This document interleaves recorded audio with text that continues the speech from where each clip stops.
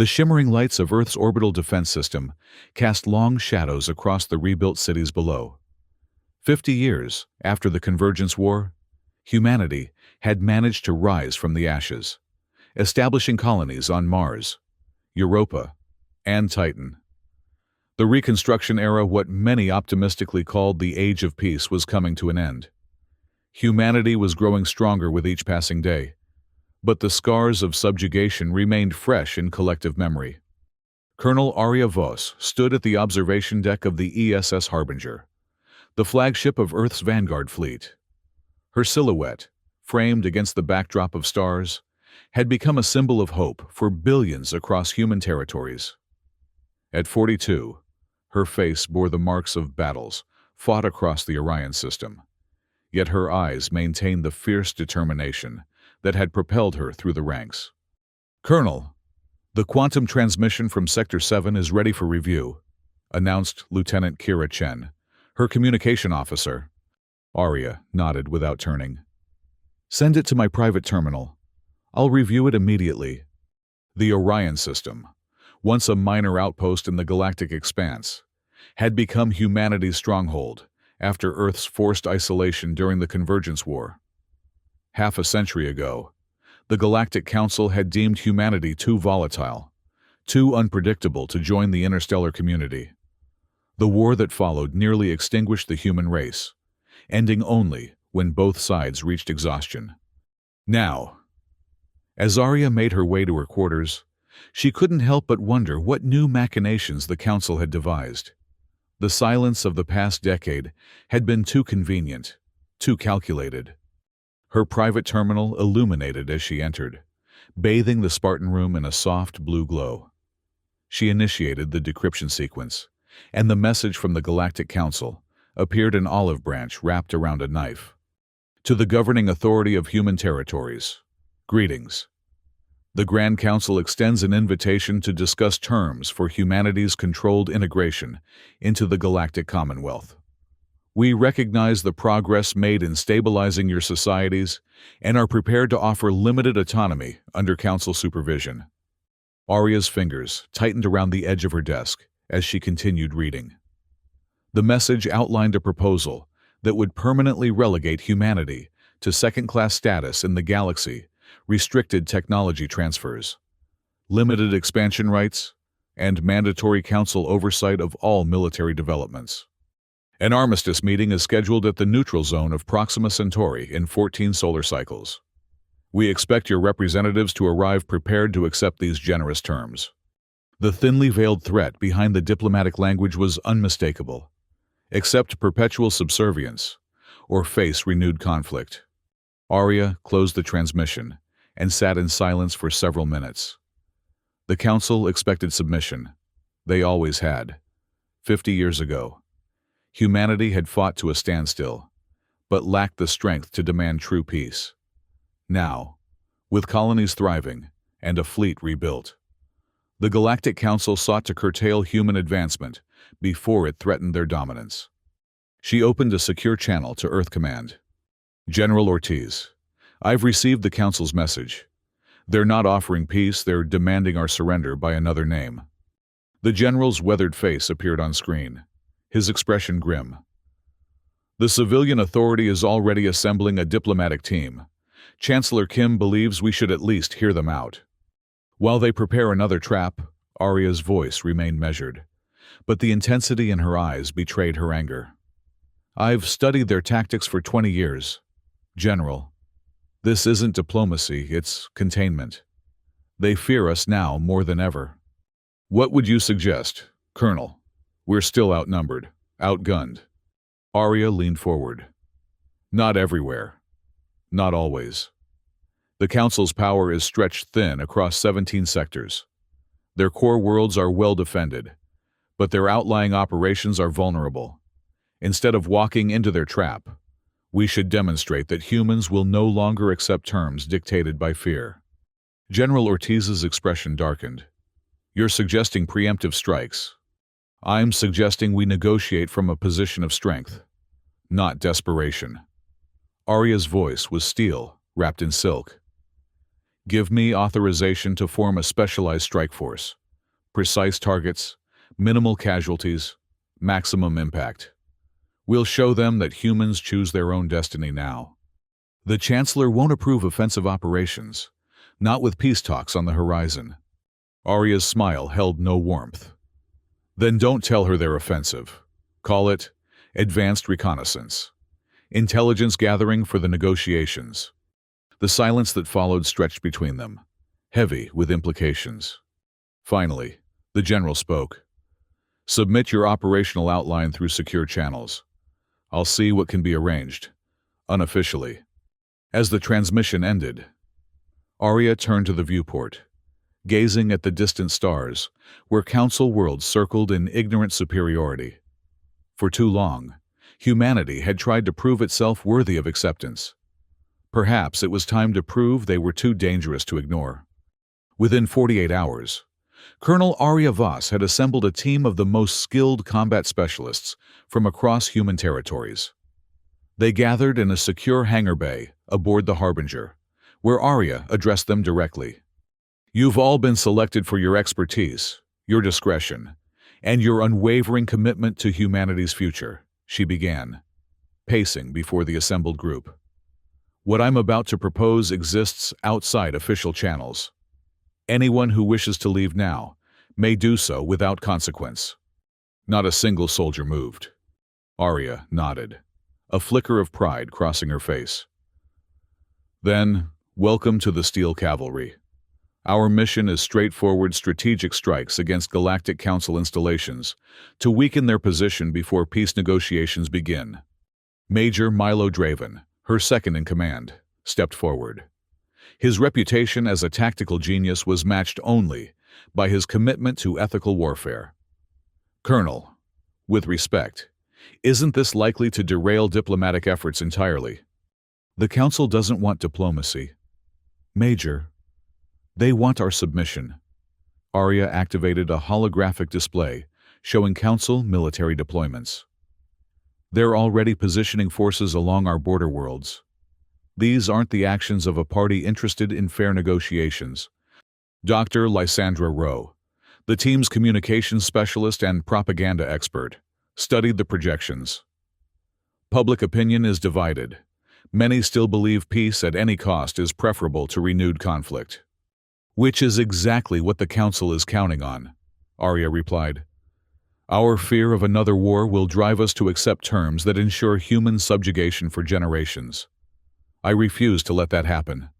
Over the following weeks, the Steel Cavalry conducted lightning raids on Council outposts across the Orion sector. Their attacks were surgical communications arrays disabled, weapon caches seized, intelligence data extracted. They operated with ruthless efficiency, leaving minimal casualties but maximum disruption. After each strike, Dr. Lysandra Rowe ensured the footage reached the human colonies, carefully edited to highlight the Steel Cavalry's precision and restraint. We're not warmongers, she explained during a strategy session. We're freedom fighters preventing another era of oppression. Back on Earth, the political landscape fractured along predictable lines. The Peace Faction, led by Chancellor Kim, denounced the unauthorized military actions and accelerated diplomatic preparations. The Vengeance Faction, comprised mainly of Convergence War veterans and colonial representatives, rallied behind Colonel Voss's actions, calling for stronger measures against the Council. Aboard the Harbinger, Arya received a secure transmission from an unexpected source. Ambassador Etal, a member of the avian Nasi species and former Council representative, requested an urgent meeting. They convened in a neutral trading post orbiting Europa. Etal's silver plumage was dulled with age, but his eyes remained sharp as he regarded Arya across the table. Your Steel Cavalry has caused quite a stir, Colonel. The Council is confused. The translator rendered his clicking speech into smooth English. Confusion is a natural response when bullies meet resistance, Arya replied evenly. Etal made a gesture that approximated a human smile. Indeed, I've served the Council for 60 years. In that time, I've watched them manipulate, subjugate, and integrate 17 species into their hierarchy. None have resisted as effectively as humans. We're not seeking their approval anymore, Ambassador. Which is precisely why I'm here. Atal leaned forward. The Council fears what it cannot control. Humans have proven remarkably difficult to control. Your unpredictability, your adaptability. These qualities terrify species that have evolved within rigid hierarchies. Arya studied the alien diplomat. Why tell me this? You're still a council representative. Am I? Etal's feathers ruffled slightly.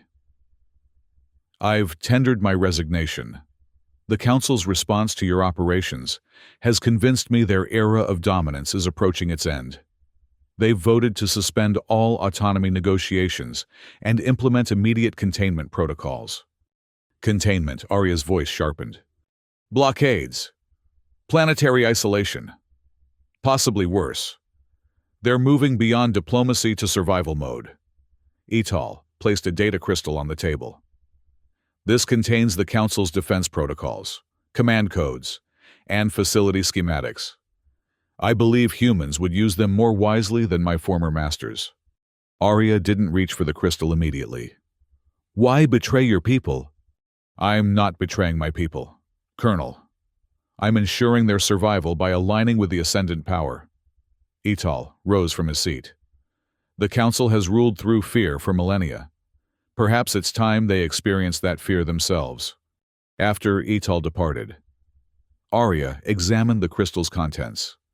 It contained everything the ambassador had promised, a complete blueprint of the Council's security infrastructure. With this information, the Steel Cavalry could strike at the heart of the Council's power. She initiated a secure transmission to Earth Command. General Ortiz, I'm implementing Operation Frostbite effective immediately. The Council has abandoned negotiations and is preparing containment measures against all human territories. The general's face remained impassive, but concern flickered in his eyes. Your evidence? Transmitted to your secure terminal now. Ambassador Etal has defected with complete Council defense protocols. There was a long pause as Ortiz reviewed the information. This changes everything. The Chancellor still believes diplomacy is no longer an option, Arya interrupted. We either strike first or face another century of isolation and oppression. I need official authorization to expand Steel Cavalry operations. Ortiz's expression hardened with resolve. You'll have it within the hour. God help us all, Colonel. The Steel Cavalry's next phase of operations expanded dramatically. With Etal's intelligence, they targeted key Council infrastructure hyperspace nodes, automated defense platforms, supply depots. Each strike further destabilized the Council's grip on the region, while minimizing direct confrontation with alien forces. Public opinion throughout human territories shifted rapidly. Dr. Lysandra Rowe's propaganda campaign highlighted the Council's containment plans, framing the Steel Cavalry as humanity's last line of defense against renewed subjugation. Support for Chancellor Kim's peace initiative waned as colonies demanded protection from the perceived Council threat. Major Milo Draven, however, grew increasingly concerned about the escalation. During a planning session for their most ambitious operation yet, he confronted Arya privately. Colonel, we've achieved our objective. The Council is off balance, and human territories are united behind a stronger negotiating position. Isn't it time to return to diplomatic channels? Arya studied the tactical display showing their next targets, the Galactic Tribunal and the Nebula Palace, the twin centers of Council authority. The Council doesn't negotiate with equals, Milo. They only respect power. We need to demonstrate that humanity possesses that power conclusively. By attacking their seat of government, that's not a negotiating tactic. It's a declaration of total war. No. Arya's voice was quiet but unwavering. It's liberation. Not just for humans, but for every species the Council has subjugated through fear and manipulation. Draven shook his head. I joined the Steel Cavalry to protect humanity, not to overthrow galactic order. The current order is built on oppression. Look at what Etal revealed: 17 species kept in perpetual subservience, their development curtailed, their ambitions crushed. Arya faced him directly. Is that an order worth preserving? And what will replace it? Human dominance? Human leadership within a true alliance of equals? Arya placed a hand on his shoulder. I need you with me, Milo. Not as a subordinate, but as my conscience. If we're to build something better than what the Council created, I need people like you to ensure we don't become what we're fighting against. Draven held her gaze for a long moment before nodding slowly. I'll see this through. But promise me we're fighting for peace, not conquest. Peace through strength, Arya replied. The only kind the galaxy understands. Operation Frostbite's final phase targeted the heart of Council power. The Steel Cavalry, now expanded into a formidable strike force with ships and personnel from all human colonies, launched simultaneous attacks on the Galactic Tribunal and Nebula Palace. Etal's intelligence proved invaluable, allowing them to bypass automated defenses and neutralize key security systems. Council forces, accustomed to overwhelming technological superiority, found themselves outmaneuvered by human adaptability and determination. Arya led the assault on the Nebula Palace personally, her team cutting through the Council's elite guards with precision and discipline. The grand chambers that had once issued edicts, subjugating billions, fell one by one before the human advance. In the Ice Hall Auditorium, the Council's most sacred meeting place, Arya confronted the Patriarch Assembly, the 12 eldest members of the dominant species, who had directed galactic policy for centuries. They regarded her with a mixture of fear and incomprehension as human soldiers secured the chamber. The Grand Patriarch, his translucent skin showing the pulse of anxiety beneath, addressed her in heavily accented human speech. This sacrilege will unite the galaxy against you. Thousands of worlds will rise to crush your species for this affront. Arya approached the elevated platform where the Patriarch sat, her steps measured and deliberate. Thousands of worlds have lived under your shadow for too long. They won't fight for oppressors who've stifled their potential and treated them as inferiors. We brought order to chaos, another Patriarch insisted. Before the Council, interstellar civilization was a bloodbath of competing powers. You brought stagnation and called it peace. Arya activated a communication device, projecting images from across the galaxy where other subjugated species were rising up, inspired by human resistance. Your control was never as complete as you believed. All these worlds needed was proof that you could be defied. The Grand Patriarch's voice trembled with rage. What do you want? Concession special status for humans? Arya ascended the steps until she stood at eye level with the assembled patriarchs. We no longer petition for peace. You will submit to human authority until a new galactic compact can be established, one that respects the sovereignty and potential of all species. And if we refuse, Arya smiled coldly, then you will watch from prison cells as everything you've built crumbles to dust. Within hours, the Council's authority had effectively collapsed. Some leaders were captured, others fled to distant strongholds. Throughout the Orion sector and beyond, oppressed species seized the opportunity to declare independence or pledge allegiance to the emerging human-led alliance. Humanity proclaimed the formation of the Human Life Alliance, a coalition open to all species willing to accept principles of mutual respect and self-determination. Ambassador Etal became its first non-human representative, working tirelessly to bring more species into the fold. 2 months after Operation Frostbite, Colonel Arya Voss addressed the Provisional Human Alliance Council aboard the Harbinger. Her steel cavalry stood at attention behind her, their armor bearing the scars of the campaign that had reshaped galactic politics. We have achieved what many thought impossible, she began, her voice carrying throughout the chamber. Humanity has secured its place among the stars, not as supplicants, but as leaders. The question before us now is, What kind of leaders will we be? She removed her command insignia and placed it on the central table. I am hereby resigning my military commission. The Steel Cavalry has fulfilled its purpose. Now is the time for diplomats and builders, not soldiers. Murmurs of surprise rippled through the assembly. Major Draven stepped forward. Colonel, the transition is still fragile. We need your leadership. No. Milo. Arya shook her head. We need new leadership for a new era. My methods were necessary to break the Council's power, but they aren't suited to building lasting peace. That task belongs to those with different skills. Dr. Lysandra Rowe joined them at the table. The public still sees you as a symbol of human resilience. Your withdrawal could destabilize confidence in the Alliance. Then find new symbols, Arya replied firmly. The danger of any revolution is that it often replaces one form of tyranny with another. I won't allow myself to become what we fought against. The Provisional Council eventually accepted her resignation, appointing Major Draven as Interim Defense Coordinator and Dr. Rowe as Minister of Information. Arya Voss retreated from public life, though her influence remained strong throughout human territories.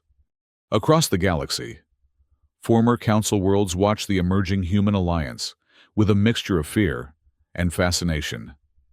The species that had once been dismissed as too volatile, too unpredictable, had shattered a power structure that had endured for millennia. Yet instead of imposing their own dominance, humans were building coalitions, forming partnerships, and promoting a vision of galactic society based on mutual benefit rather than hierarchical control. Ambassador Etal, addressing representatives from 17 formerly subjugated species, perhaps summarized it best. Humans have taught us that true strength comes not from fear, but from the courage to defy it. The galaxy trembles, not because humanity has won, but because they've shown us all how to be free.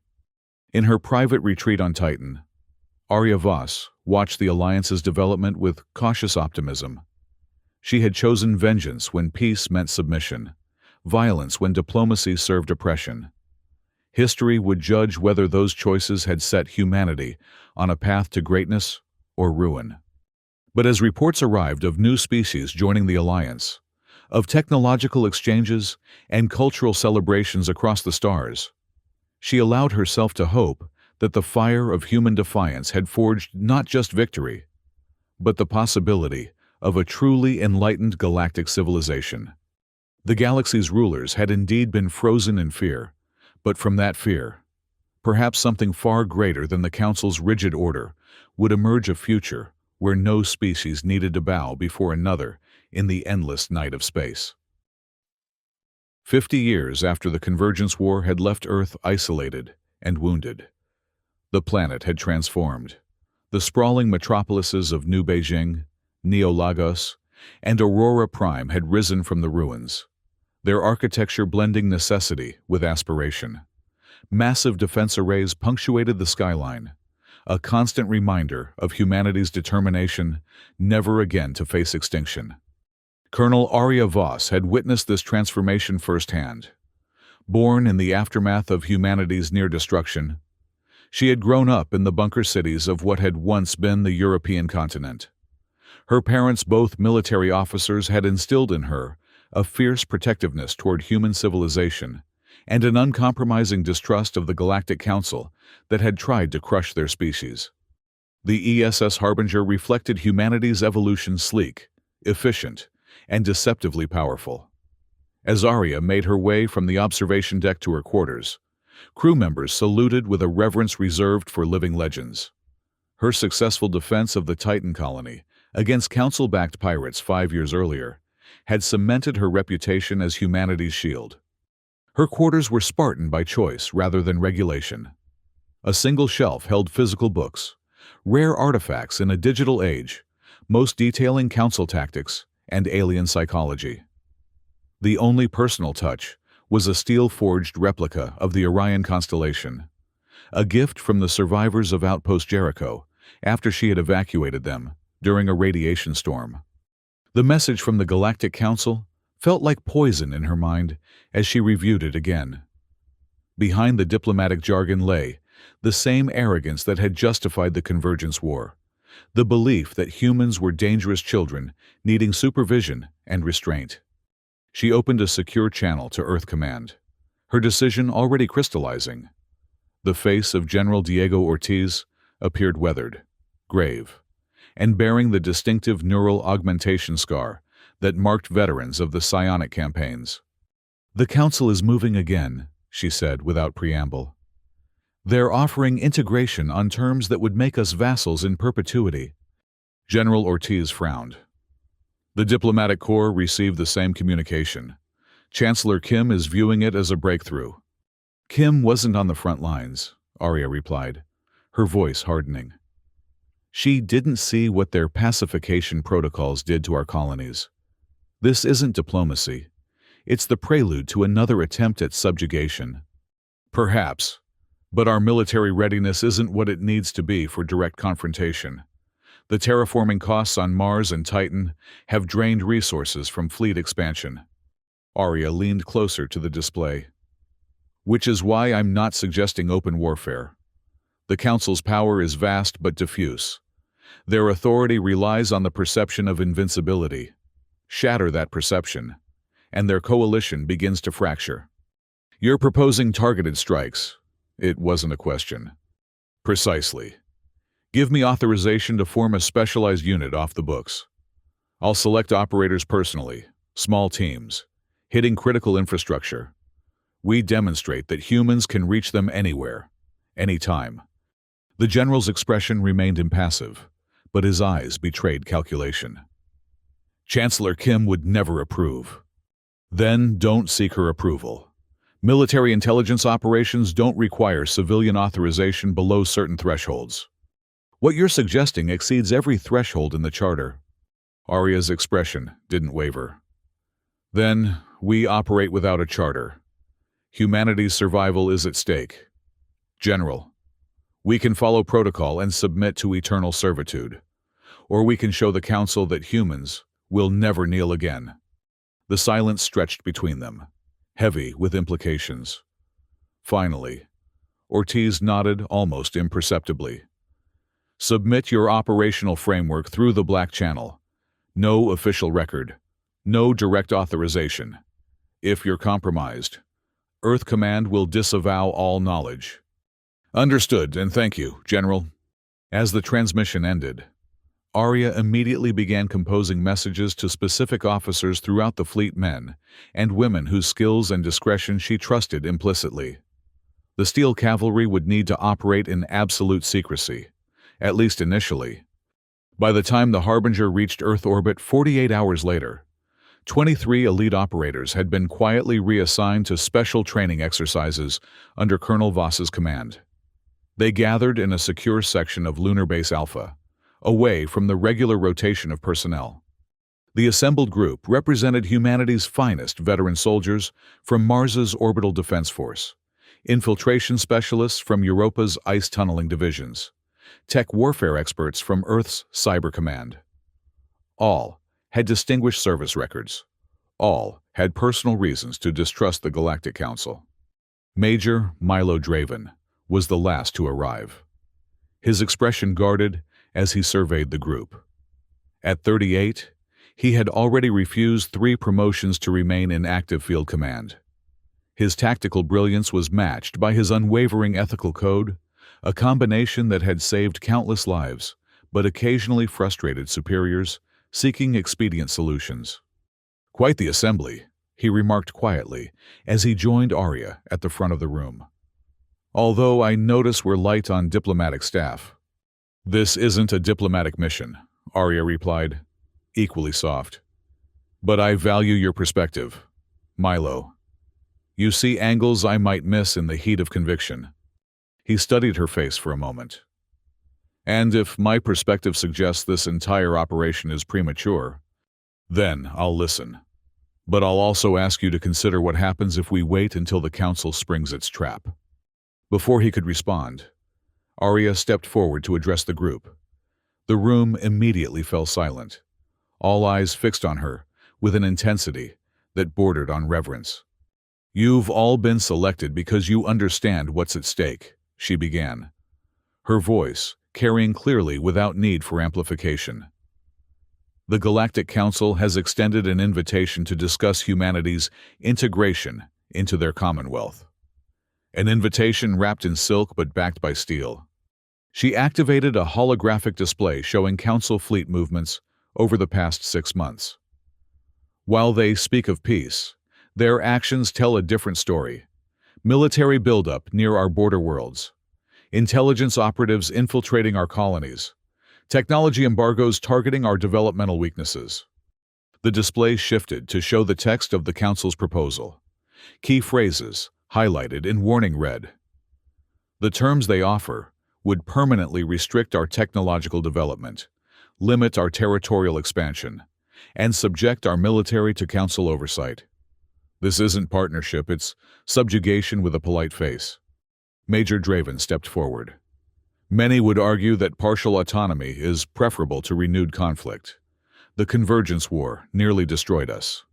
"A valid concern," Arya acknowledged.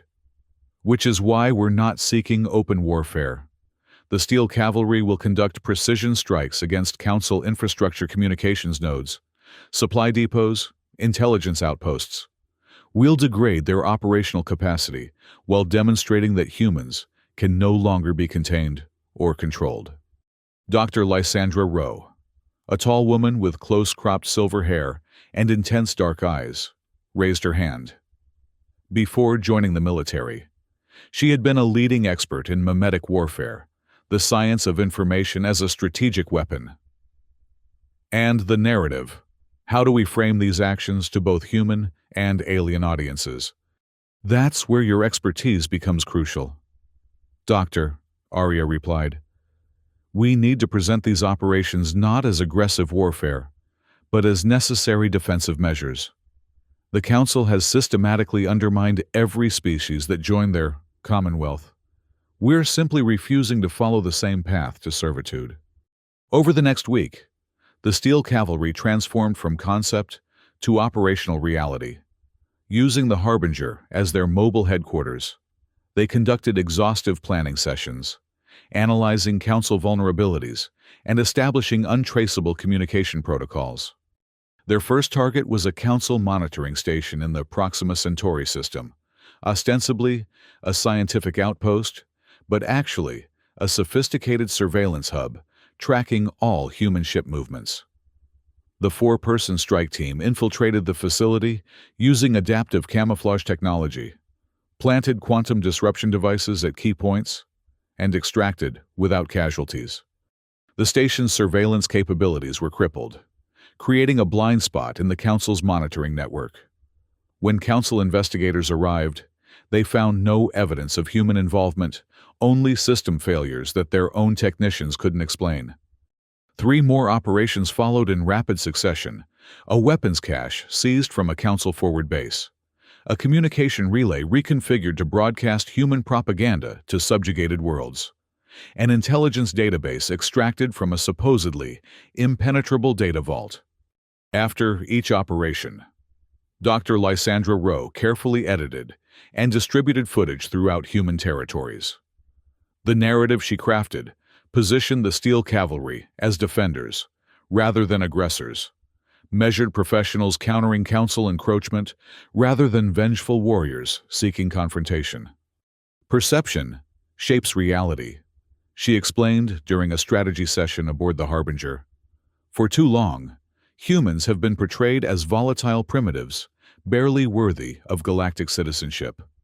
We're rewriting that narrative, showing humans as principled, disciplined, and unwilling to accept second-class status." The political landscape on Earth and its colonies fractured along predictable lines. Chancellor Elisa Kim, a third-generation diplomat whose family had helped negotiate the uneasy truce ending the Convergence War, publicly condemned the unauthorized military actions while accelerating preparations for the Council meeting. "We cannot allow isolated incidents to derail the path to lasting peace," she announced in a system-wide broadcast. The diplomatic corps remains committed to securing humanity's rightful place in the galactic community through negotiation rather than confrontation. Meanwhile, the Vengeance faction, primarily composed of military veterans, colonial administrators, and those who had lost family during the Convergence War, rallied behind the Steel Cavalry's operations. Their representatives in Earth's Governing Council began openly questioning Chancellor Kim's approach, citing the Council's history of manipulation and broken promises. Aboard the Harbinger, Arya monitored these developments with calculated detachment. Public opinion was a weapon like any other, useful when properly directed but dangerous when allowed to dictate strategy. The Steel Cavalry would continue their operations regardless of political fluctuations. Their fifth mission targeted a Council research facility in the neutral zone between human space and the core Council territories. Intelligence suggested the facility was developing adaptive countermeasures against human technology, specifically targeting the quantum encryption that protected human military communications. Major Draven led the operation personally, taking a 6-person team aboard a modified stealth transport. They successfully infiltrated the facility's outer perimeter, but encountered unexpected resistance in the Central Research Hub automated defense systems that adapted to their tactics in real time. "They're using our own techniques against us," Draven reported as his team took cover behind reinforced barricades. "The defense AI is learning from each encounter, predicting our movements before we make them." Arya's voice remained calm over the secure channel. "Switch to analog tactics, hand signals, predetermined maneuvers. Nothing the AI can anticipate." "Copy that. Implementing Protocol Lazarus." Protocol Lazarus, named after the biblical figure who rose from the dead, involved deliberately feigning defeat before launching a counterattack from an unexpected vector. Draven's team appeared to retreat in disarray, drawing the automated defenses toward the facility's main entrance. Meanwhile, 2 operators circled back through maintenance tunnels, reaching the central AI core and deploying an electromagnetic pulse device. The facility's systems crashed simultaneously, allowing the team to complete their mission objectives and extract with the research data intact. Analysis later revealed that the Council had indeed reverse-engineered human encryption protocols, an act that directly violated the technology-sharing provisions of the post-war armistice. Dr. Rowe ensured this discovery reached every human settlement, further undermining support for Chancellor Kim's diplomatic initiative. The Council's duplicity became the central narrative across human media channels, with the Steel Cavalry portrayed as humanity's vigilant defenders against alien treachery. As tensions escalated, Arya received an unexpected communication request through channels typically reserved for high-level diplomatic exchanges. The sender identified himself as Ambassador Atal of the Nasai Confederation, a species aligned with the Galactic Council, but historically more sympathetic to emerging civilizations. After extensive security verification, Arya agreed to a meeting at a neutral trading post orbiting Europa. She traveled with minimal escort, just Major Draven, and 2 security specialists aboard an unmarked transport with carefully obscured energy signatures. The trading post exemplified the chaotic integration of multiple species technologies and architectural preferences. Curved Nasai archways led to angular human corridors, which in turn opened into the gelatinous environment chambers preferred by methane-breathing species. Merchants and travelers from dozens of worlds conducted business in a cacophony of languages, their transactions mediated by universal translator implants and AI intermediaries. Ambassador Atal awaited them in a private conference chamber designed for mixed-atmosphere species. His silver-feathered form stood in stark contrast to the utilitarian furnishings. His 4 wings folded formally against his torso in the Nasai gesture of respectful greeting. "Colonel Voss," he said through his translator, his native language a series of melodic whistles and clicks. "Your reputation precedes you, both the official version and the reality." Arya inclined her head slightly. "Ambassador, I admit I'm curious why a council representative would request a meeting with a human military officer, while our species are on the brink of renewed conflict. Etal made a gesture that approximated a human smile. I've served the council for 60 years, Colonel. In that time, I've witnessed the integration of 17 species into our galactic family.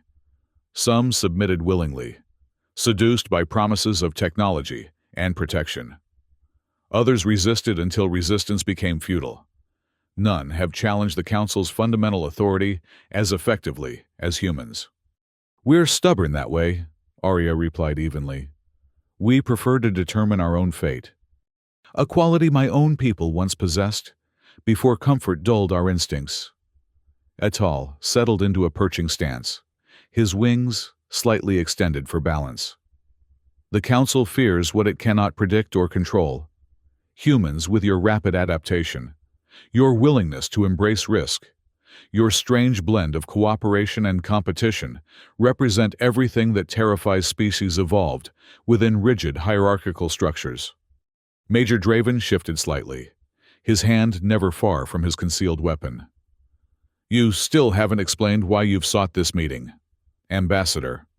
Etal's compound eyes focused on Draven briefly before returning to Arya. Because the Council has abandoned all pretense of diplomatic resolution. Your Steel Cavalry's operations, yes. We know what you call yourselves have triggered emergency protocols that haven't been activated in 3 centuries. Containment protocols, Arya stated, rather than asked. Indeed. Etal reached slowly into his ceremonial robes, withdrawing a crystalline data storage device. The Council has voted to suspend all autonomy negotiations with humanity. Instead, they're implementing immediate isolation measures, blockades, communication blackouts, possible planetary quarantine fields. They've moved beyond diplomacy to what they consider species-level threat containment. He placed the crystal on the table between them. This contains the Council's defense protocols, command codes, facility schematics, and deployment schedules. Everything you would need to target the heart of Council power rather than its extremities. Arya made no move to take the crystal. Why betray your own government, Ambassador? I submitted my resignation to the Council yesterday. My people were once proud explorers before the Council elevated us to membership. Etal's translator couldn't fully capture the bitterness in his native tones. 3 generations later, we're bureaucrats and facilitators, our wings clipped by comfort and compliance. I'm not betraying my people, Colonel. I'm ensuring their survival by aligning with the ascendant power. And you believe that's humanity? I believe the Council's era is ending. Whether humans lead what comes next or merely catalyze its emergence remains to be seen. Etal rose from his perch, towering over the seated humans. The Council has ruled through fear for millennia. Perhaps it's time they experience that fear themselves. After Etal departed, Arya and Draven examined the crystal's contents using isolated systems to prevent any embedded malware or tracking software. The information was exactly as promised, a complete blueprint of the Council's security infrastructure, from the automated defense networks protecting their core worlds to the command protocols governing their military forces. This changes everything, Draven said quietly as they reviewed the data. With this, we could strike directly at the Council's centers of power, rather than picking at the edges of their territory. Arya nodded, her expression grave. Precisely why Etal provided it. He's gambling that humans will dismantle the Council's dominance without establishing a similarly oppressive system in its place. Can we make that guarantee power corrupts across species? No guarantees, Arya admitted. But we can set the conditions for something better than what the Council created. She closed the holographic display and secured the crystal. Prepare the Harbinger for immediate departure. We need to brief Earth Command on these developments and implement Operation Frostbite. Draven's expression sharpened. Frostbite? I'm not familiar with that contingency. Because I just created it. Arya's eyes held a cold determination that Draven had seen only in moments of extreme crisis. If the Council is moving to contain humanity permanently, we need to demonstrate conclusively that such actions will fail and extract a prohibitive cost. Within hours, Arya had established a secure connection to General Ortiz. The general's expression remained impassive as she outlined the intelligence provided by Ambassador Atal and her proposed response. Operation Frostbite will target the twin centers of Council authority, the Galactic Tribunal, and the Nebula Palace, she explained, displaying tactical projections based on Atal's data. Simultaneous strikes, utilizing the security vulnerabilities we've identified. Our objective isn't occupation but demonstration proving that humans can reach the heart of Council power at will. General Ortiz studied the projections with the calculated dispassion of a career military strategist. The diplomatic implications are severe. Chancellor Kim is still preparing for the Council meeting, despite growing opposition. The meeting is a sham, Arya replied firmly. The Council has already activated containment protocols. They're not interested in negotiations, they're stalling, while positioning assets to isolate human territories permanently. The general's augmented eye gleamed as he processed the tactical data. Your evidence. Transmitted to your secure terminal now. Ambassador Atal's defection has provided us unprecedented insight into Council operations. A long silence followed as Ortiz reviewed the information. When he spoke again, his voice carried the weight of historic decision. This changes our strategic calculus entirely. Chancellor Kim still believes is operating on outdated intelligence, Arya interrupted, something she would never do under normal circumstances. General, we don't have the luxury of political debate. The Council is actively positioning containment assets around our border worlds. We either strike first or face another century of isolation and oppression. Ortiz's expression hardened with resolve. You'll have official authorization within the hour. God help us all, Colonel. With Earth Command's reluctant blessing, Operation Frostbite expanded rapidly from concept to implementation. The Steel Cavalry grew from a covert strike team to a formidable military force, incorporating ships and personnel from across human territories. Their targets expanded from peripheral installations to critical Council infrastructure hyperspace nodes, automated defense platforms, supply depots, and command centers. Dr. Lysandra Rowe's propaganda efforts intensified, ensuring that information about the Council's containment plans reached every human settlement. Public broadcasts highlighted the Steel Cavalry's successes while emphasizing the existential threat posed by Council aggression. Support for Chancellor Kim's peace initiative collapsed as colonies demanded immediate protection from perceived Council hostility. Throughout human space, military reserves were activated, civilian vessels retrofitted for defense roles, and planetary shield systems brought to full readiness. The specter of another convergence war loomed large, but this time, humanity would not be caught unprepared. Major Milo Draven, however, grew increasingly concerned about the escalation. During preparation for the culminating assault on the Council's governmental centers, he confronted Arya in her private strategy room aboard the Harbinger. Colonel, we've achieved our initial objective, he began, his voice measured but firm. The Council is off balance, and human territories are united behind a stronger defensive posture. Isn't it time to leverage these advantages for diplomatic resolution rather than pushing toward open warfare? Arya studied the tactical display, showing their planned approach to the Council's core worlds, the massive Galactic Tribunal, where interstellar law was adjudicated, and the ancient Nebula Palace, where the Patriarch Assembly made policy decisions affecting trillions of sentient beings. The Council doesn't recognize diplomatic parity. Milo. They categorize species as either threats to be contained or resources to be managed. We need to demonstrate conclusively that humans cannot be contained before any meaningful negotiation becomes possible. By attacking their seat of government, Draven's voice sharpened. That's not a negotiating tactic, it's a declaration of total war. No. Arya's voice was quiet but unwavering. It's liberation, not just for humans, but for every species the Council has subjugated through fear and manipulation. Look at what Etal revealed: 17 species kept in perpetual subservience, their development curtailed, their ambitions crushed beneath the weight of galactic stability. She turned from the display to face him directly. We're not seeking to destroy the Council, but to transform it, to break its monopoly on power and create space for true interspecies cooperation. Draven shook his head, unconvinced. And if we succeed, what replaces the current order? Human dominance.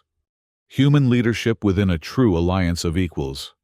Arya placed a hand on his shoulder, a rare gesture of personal connection from a commander known for professional distance. I need you with me, Milo. Not as a subordinate following orders, but as my conscience.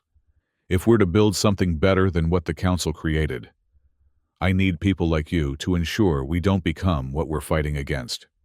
Draven held her gaze for a long moment, searching for any sign of the power-hungry militarism he feared. Finding none, he nodded slowly. I'll see this through, but promise me we're fighting for peace, not conquest. Peace through strength, Arya replied. The only kind the galaxy understands. Operation Frostbite's final phase commenced 3 weeks later, following a series of diversionary attacks that drew Council forces away from their core worlds. The main assault force, comprising 30 ships and over 1,000 elite personnel, approached the Council's central system through a series of precise hyperspace jumps, exploiting gaps in the detection network identified by Etal's intelligence. The Council's defense strategy had relied heavily on the assumption that their core worlds were unreachable without passing through heavily fortified checkpoints. The human fleet's sudden appearance in the heart of their territory triggered confusion and panic throughout the Council's command structure. Arya directed operations from the Harbinger, coordinating simultaneous strikes against the Galactic Tribunal and Nebula Palace.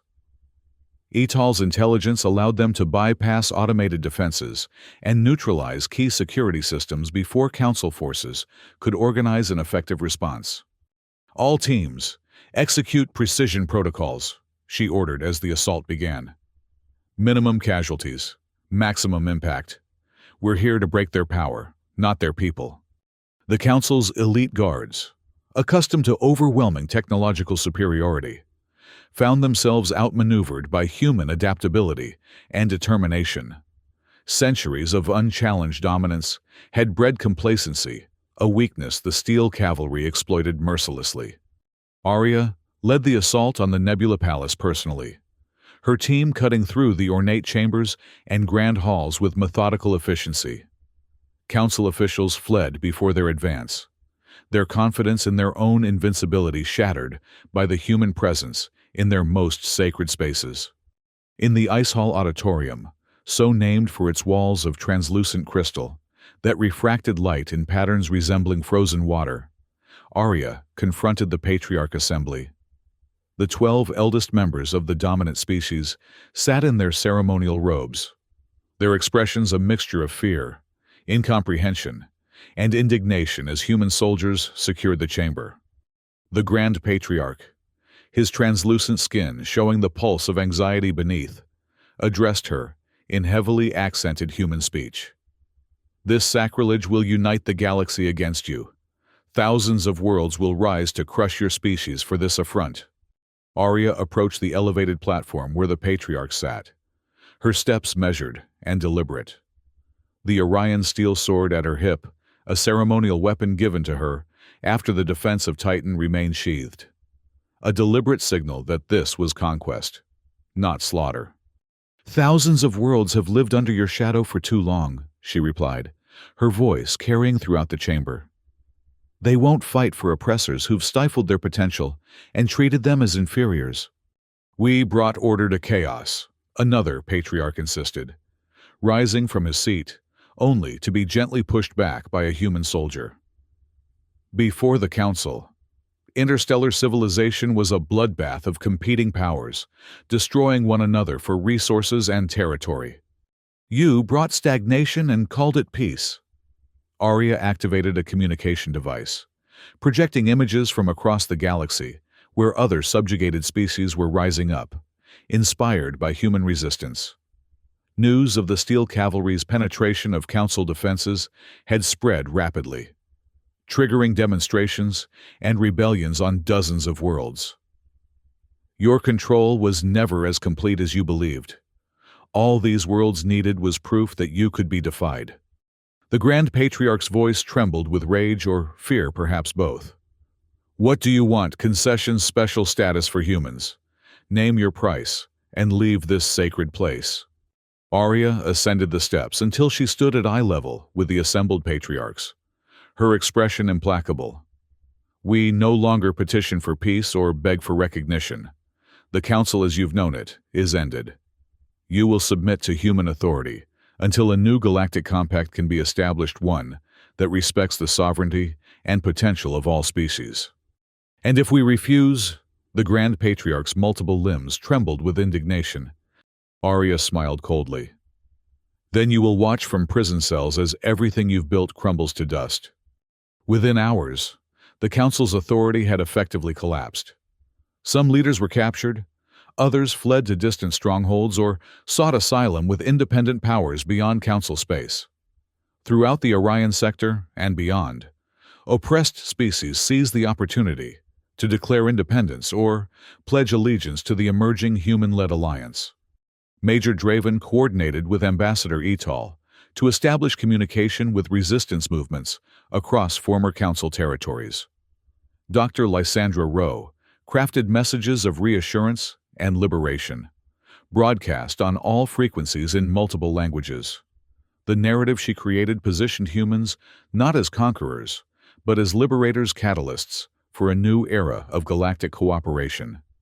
Humanity proclaimed the formation of the Human Life Alliance, a coalition open to all species willing to accept principles of mutual respect and self-determination. Ambassador Etal became its first non-human representative, working tirelessly to bring more species into the fold. The Council ruled through fear and division. He explained to representatives from 17 formerly subjugated species. They convinced each of us that we alone had been granted special status, while others were held in lesser regard. In truth, we were all equally oppressed, kept divided to prevent us from recognizing our collective power. 2 months after Operation Frostbite, Colonel Arya Voss addressed the Provisional Human Alliance Council aboard the Harbinger. Representatives from Earth, Mars, Europa, Titan, and a growing number of non-human worlds gathered in the ship's conference chamber, their faces reflecting the mixture of exhilaration and uncertainty that accompanied revolutionary change. The Steel Cavalry stood at attention behind her, their armor bearing the scars of the campaign that had reshaped galactic politics. They had become legends across human space, living symbols of humanity's defiance and determination. We have achieved what many thought impossible, Arya began, her voice carrying throughout the chamber without technological amplification. Humanity has secured its place among the stars, not as supplicants, but as leaders. The question before us now is, what kind of leaders will we be? She removed her command insignia and placed it on the central table, the gesture drawing gasps from many present. I am hereby resigning my military commission. The Steel Cavalry has fulfilled its purpose. Now is the time for diplomats and builders, not soldiers. Murmurs of surprise rippled through the assembly. Major Draven stepped forward, his expression troubled. Colonel, the transition is still fragile. Former Council loyalists are regrouping in the outer systems. We need your leadership to secure what we've won. No, Milo. Arya shook her head firmly. We need new leadership for a new era. My methods were necessary to break the Council's power, but they aren't suited to building lasting peace. That task belongs to those with different skills and different perspectives. Dr. Lysandra Rowe joined them at the table, her analytical mind already calculating the potential consequences. The public still sees you as a symbol of human resilience. Your withdrawal could destabilize confidence in the alliance at a critical juncture. Then find new symbols. Arya replied without hesitation. Create narratives of cooperation rather than conquest. The danger of any revolution is that it often replaces one form of tyranny with another. I won't allow myself to become what we fought against. The Provisional Council debated for hours, with some members arguing passionately that Arya's continued leadership was essential for stability. Others, particularly representatives from non-human worlds, suggested that her withdrawal might actually strengthen the alliance's credibility as a truly collaborative endeavor, rather than a vehicle for human dominance. Eventually, they accepted her resignation, appointing Major Draven as interim defense coordinator and Dr. Rowe as Minister of Information. A rotating council presidency was established, with Ambassador Etal serving as the first non-human to hold the position. Arya Voss retreated from public life, establishing a small residence on Titan, where the harsh environment discouraged casual visitors. She maintained contact with key figures in the Alliance government, but refused all official positions or advisory roles. Across the galaxy, former Council worlds watched the emerging human alliance with a mixture of fear and fascination. The species that had once been dismissed as too volatile, too unpredictable, had shattered a power structure that had endured for millennia. Yet instead of imposing their own dominance, humans were building coalitions, forming partnerships, and promoting a vision of galactic society based on mutual benefit rather than hierarchical control. Ambassador Etal, addressing a gathering of species considering membership in the Alliance, perhaps summarized it best: humans have taught us that true strength comes not from fear, but from the courage to defy it. The galaxy trembles, not because humanity has won, but because they've shown us all how to be free. In her private retreat on Titan, Arya Voss monitored the Alliance's development with cautious optimism. The initial chaos following the Council's collapse had given way to a fragile stability as new institutions took shape. Former Council worlds were gradually transitioning to self-governance, often with human advisors assisting, but not directing the process. She had chosen vengeance when peace meant submission, violence when diplomacy served oppression. History would judge whether those choices had set humanity on a path to greatness or ruin. The Steel Cavalry had become both legend and cautionary tale, celebrated for their precision and restraint even as their methods raised uncomfortable questions about legitimate authority and justified force. But as reports arrived of new species joining the Alliance, of technological exchanges and cultural celebrations across the stars, she allowed herself to hope that the fire of human defiance had forged not just victory, but the possibility of a truly enlightened galactic civilization. The galaxy's rulers had indeed been frozen in fear, but from that fear, perhaps something far greater than the Council's rigid order, would emerge: a future where no species needed to bow before another in the endless night of space. One evening, as Titan's methane clouds parted to reveal the distant sparkle of Earth, Arya received an unexpected visitor. Major Draven, now Admiral Draven of the Alliance Defense Force, arrived without announcement or entourage. "The Alliance is stabilizing," he reported, as they stood on her observatory platform, watching ice crystals form patterns across the reinforced dome. 23 former Council worlds have formally joined. Even some independent systems are applying for membership, attracted by our technological sharing protocols. Arya nodded, a faint smile touching her lips. And the resistance, the Council loyalists? Fragmented, without the mystique of invincibility. Their coalition is collapsing from within. Draven hesitated before adding, "They still fear you. You know. The mere mention of Colonel Voss and the Steel Cavalry sends ripples of anxiety through their communications." "Fear has its uses," Arya admitted. But it can't build a lasting peace. That requires something more elusive: trust across differences, cooperation despite conflicting interests. Is that why you left, to avoid becoming a figure of fear rather than hope? Arya's gaze remained fixed on the distant stars. I left because victory reveals character as surely as defeat. The methods that won our freedom aren't suited to preserving it. Some weapons should be laid down before they become too comfortable in hand. Draven nodded slowly, understanding dawning in his eyes. The Council ruled through fear for millennia. You didn't want humanity to follow the same path. History doesn't repeat, but it rhymes. Arya quoted an ancient Earth philosopher. The true test of our species isn't whether we could defeat the Council, but whether we can create something better in its place. As Draven departed, Arya remained on the observation platform, contemplating the galaxy that human defiance had transformed. The future remained unwritten, filled with both promise and peril. But for the first time since the Convergence War, that future would be shaped by the collective will of many species rather than the dictates of a few. The galaxy's rulers had indeed been frozen in fear, not just of humanity's strength, but of the revolutionary idea it represented, that true civilization arose not from control, but from freedom. And in that frozen moment, something new and potentially wondrous had begun to grow.